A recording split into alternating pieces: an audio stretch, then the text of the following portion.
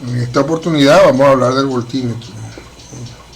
Un voltímetro analógico está compuesto básicamente de un galvanómetro o un miliamperímetro y una resistencia multiplicadora. Entonces, la idea es diseñar, este es el diseño más elemental, más básico, en donde yo tengo aquí mi resistencia interna del equipo, tengo la corriente de full escala como dato básico y deseo obtener un voltímetro. Entonces la idea es calcular y colocar una resistencia en serie del galvanómetro y entonces tener esto ya como un voltímetro. La idea es introducir aquí el rango de voltaje. Por ejemplo, necesito, y de hecho va a ser así, a el voltaje, dado que la relación corriente-voltaje es lineal, porque circula por el aparato, llámese esta de entrada I, que es igual a la corriente I sub M en este caso, no es más que B entre RS más RM. Entonces tenemos que la corriente es proporcional al voltaje.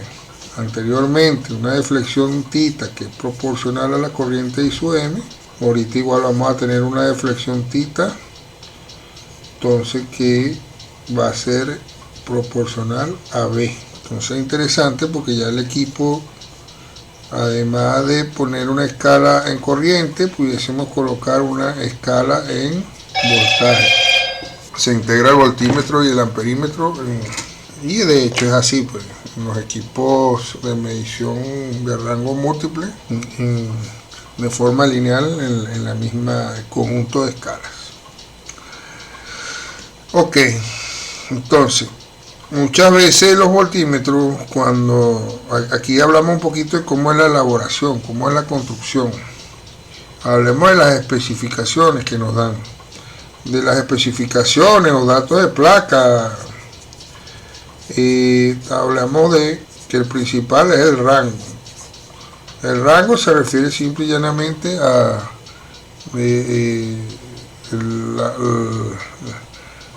los rangos,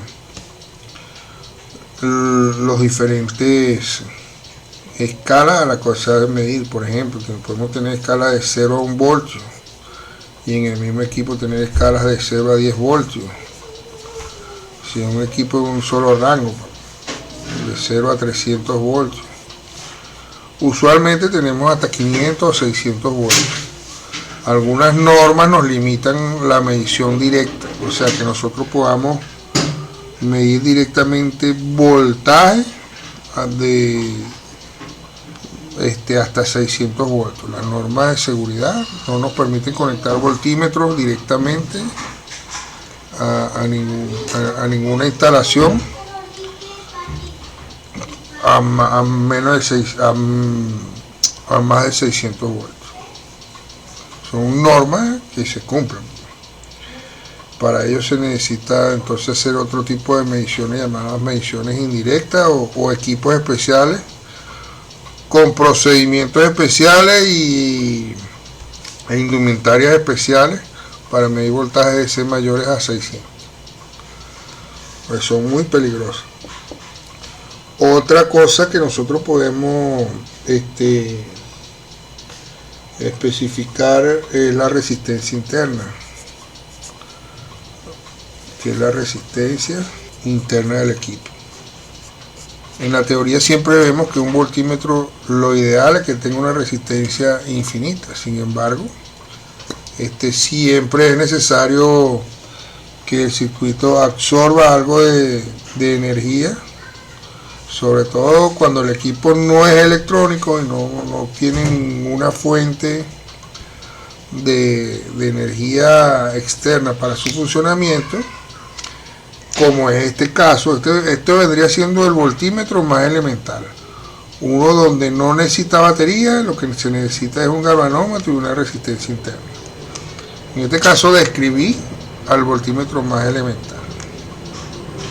Entonces tenemos una resistencia interna que puede estar entonces entre las especificaciones, y otra especificación es la eficiencia voltimétrica, que es la relación entre la potencia que él consume, ¿verdad? O la relación entre el voltaje máximo, llamemos voltaje máximo, voltaje de rango, y la potencia que consume a ese voltaje máximo. Esto lo vamos a llamar eficiencia voltimétrica. Entonces, a veces esto nos da un parámetro indirecto de cuánto sería la corriente o el inverso de la corriente del equipo o corriente de máxima escala que circula por aquí. Yo la voy a llamar corriente máximo porque al tratarse de un equipo analógico y de corriente DC, yo pudiese traducir a la potencia como voltaje por corriente máximo. Se anularían estas y me quedaría 1 sobre la corriente máxima.